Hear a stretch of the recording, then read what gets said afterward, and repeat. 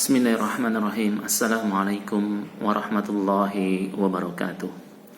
Alhamdulillahirabbil alamin, alladzi arsala rasulahu bil huda wa dinil haqq liyudhhirahu 'alad dini kullih wa kafaa billahi shahida. Asyhadu an la ilaha illallah wahdahu la syarikalah wa asyhadu anna Muhammadan 'abduhu wa rasuluhu la nabiyya ba'dah. Allahumma shalli ala Muhammad wa ala ali Muhammad, amma ba'dah. Yang kami banggakan para ustazah wali kelas 9, Ustazah Ruri Kurniawati, Ustazah Ari Kurniawati, Ustazah Rusni Aswiyati, Ustazah Sofia Yuriani, Ustaz Rodil Abdul Latif, Ustaz Muharimin, Ustaz Saleh Purnomo, dan Ustaz Supriyono. Dan yang kami hormati rekan-rekan pengurus komite paralel kelas 9, Bapak Ibu orang tua wali siswa kelas 9, dan juga anak-anakku siswa kelas 9 yang Ustaz banggakan. Alhamdulillah kita bertemu, dan mohon izin saya menyampaikan beberapa pengantar dalam momentum pelaporan hasil belajar tengah semester Jasal tahun pelajaran 2020-2021 ini. Pertama yang ingin sampaikan adalah tentang pembelajaran daring. Banyak pertanyaan, sampai kapan pembelajaran daring akan dilakukan, atau kapan kita akan memulai pembelajaran secara offline. Bapak Ibu sekalian, anak-anakku sekalian, tentu untuk menjawab itu sebagaimana yang termaktub di dalam surat keputusan bersama 4 menteri, bahwa salah satu komponen yang berwenang untuk menetapkan di suatu wilayah apakah dia sudah masuk zona hijau, zona kuning, merah, dan seterusnya adalah pemerintah daerah. Dan belum lama ini kita mengetahui bahwa Ngarso Dalam, yaitu Gubernur Daerah Istimewa Yogyakarta, telah memberikan dan mengeluarkan surat edaran yang intinya adalah bahwa perpanjangan pelaksanaan pembelajaran jarak jauh atau status tanggap darurat DDI ini untuk yang kelima kalinya. Itu artinya bahwa secara umum di daerah istimewa Yogyakarta ini belum dapat dilakukan proses pembelajaran secara offline. Namun begitu, Bapak Ibu sekalian yang dirahmati Allah Subhanahu wa taala, Dinas Pendidikan Kota Yogyakarta memberikan peluang, tapi sangat bersyarat. Yang pertama adalah dimungkinkan pembelajaran secara offline hanya untuk siswa-siswa yang telah didiagnostik memerlukan bantuan atau konsultasi belajar secara intensif. Dan yang kedua, sekolah harus membuat undangan khusus kepada siswa-siswa yang membutuhkan bantuan atau konsultasi khusus ini. Dan ketiga, tetap harus melaksanakan protokol kesehatan. Oleh karena itu, momentum evaluasi tengah semester ini akan menjadi salah satu sumber referensi bagi para guru, dan nanti kita akan tidak lanjuti jika ada siswa kelas 9 yang memang masuk dalam kategori setelah dianalisa diagnostik membutuhkan bantuan dan konsultasi belajar secara khusus ini, maka kita akan buat undangan sehingga tidak berlaku secara umum, Bapak Ibu sekalian. Nah, ini catatan-catatan yang memang sudah diberikan oleh Dinas Pendidikan Kota Yogyakarta. Apalagi sekolah-sekolah yang memiliki program boarding atau berasrama seperti kita, yang siswanya juga datang dari tempat-tempat yang jauh, ya, tidak hanya di luar DIY, bahkan yang DIY saja kan lintas kabupaten dan kota. Ini sehingga perlu betul-betul dilakukan prosedur secara ketat. Sehingga dengan demikian sampai dengan sejauh ini maka SMP IT Abu Bakar secara umum masih bertahan, dan insya Allah kita akan selalu bersabar ya dengan melaksanakan pembelajaran jarak jauh. Yang kedua ingin saya sampaikan tentang bantuan kuota dari Kemdikbud atau dari pemerintah ya. Bapak Ibu, kami sekolah diberikan informasi dan ditugaskan hanya untuk menginput data nomor telepon atau HP atau WA ya, yang kira-kira bisa untuk diberikan kuota, dan data itu harus masuk ke dalam Dapodik. Nah, kami hanya bisa membaca data tersebut dalam bentuk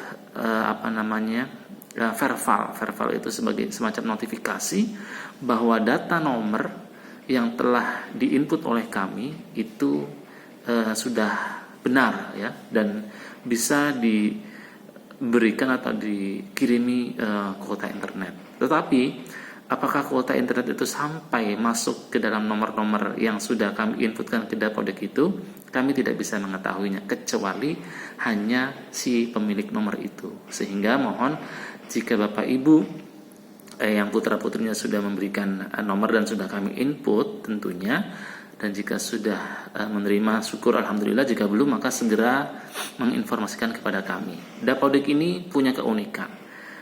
Untuk melakukan atau merevisi tidak serta-merta bisa dilakukan pada jam-jam kerja Bapak Ibu sekalian. Kadang-kadang sistem dibuka tengah malam. Nah, kapanpun sistem itu dibuka atau Dapodik dibuka untuk melakukan revisi, ketika ada Bapak Ibu atau anak-anakku semua yang ingin merevisi nomor telepon, silahkan dikirimi ke wali kelas dan nanti wali kelas akan mengirimi ke admin Dapodik kami dan kita akan bantu untuk menginputkan kembali. Nah, jadi ini kondisinya Bapak Ibu sekalian. Terus sampai kapan bantuan kuota ini? Info yang kami terima sampai bulan Desember tahun 2020 dan akan diberikan rutin setiap bulan. Ini info yang kami terima Bapak Ibu sekalian. Jadi kalau tidak salah untuk jenjang SMP kan akan mendapatkan 32 GB, maka ini akan diberikan secara bertahap setiap bulannya. Nah, ini kabar baiknya Bapak Ibu sekalian.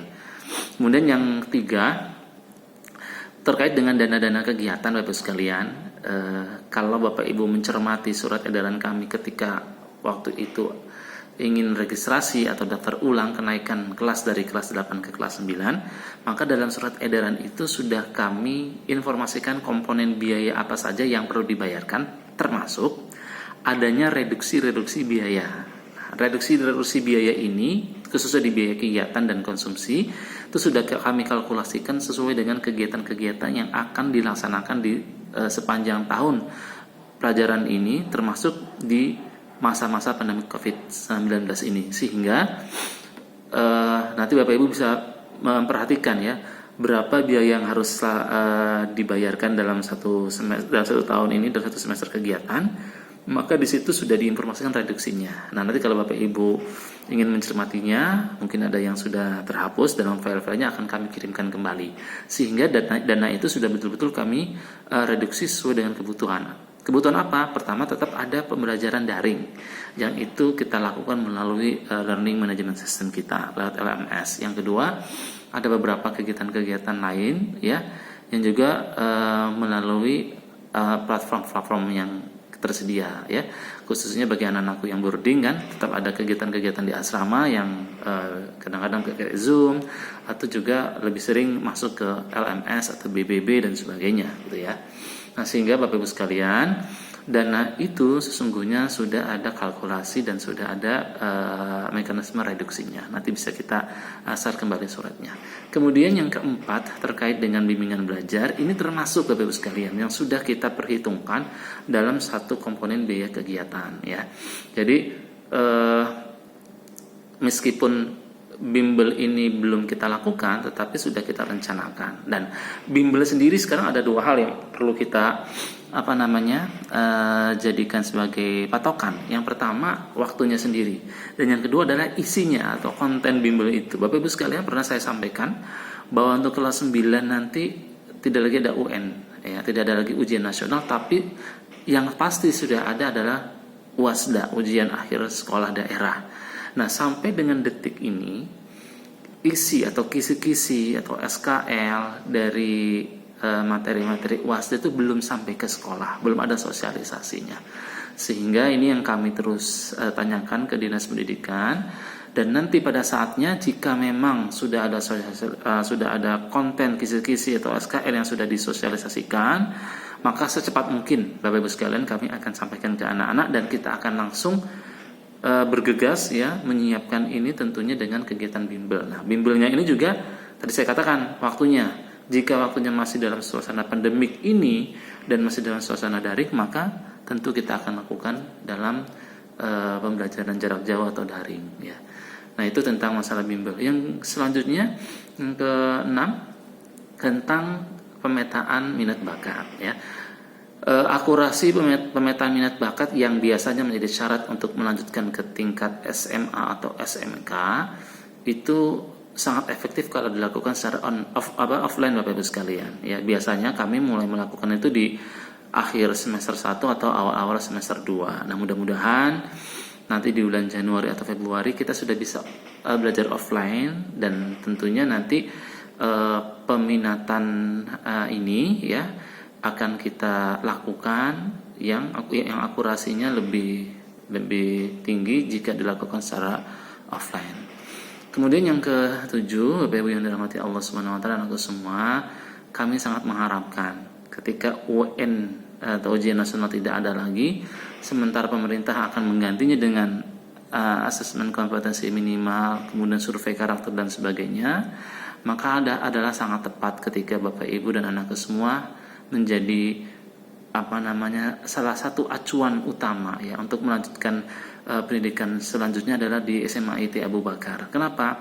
Ada korelasi, ada kesinambungan yang bisa terus dilakukan, seperti misalkan pembiasaan ibadah, hafalan Quran, murojaah Quran, dan juga pembiasaan yang lainnya ya, sehingga apa yang sudah diterapkan di SMPT Abu Bakar ini tidak terputus, dan nanti di SMA IT Abu Bakar itu bisa dikembangkan. Dan insya Allah SMA IT Abu Bakar kita, baik yang ada di kota, jadi yang di kota itu adalah ada program full day bagi putra putri, dan juga ada program boarding bagi putri dan khusus boarding. Sedangkan yang di Kulon Progo itu hanya khusus boarding putra ya.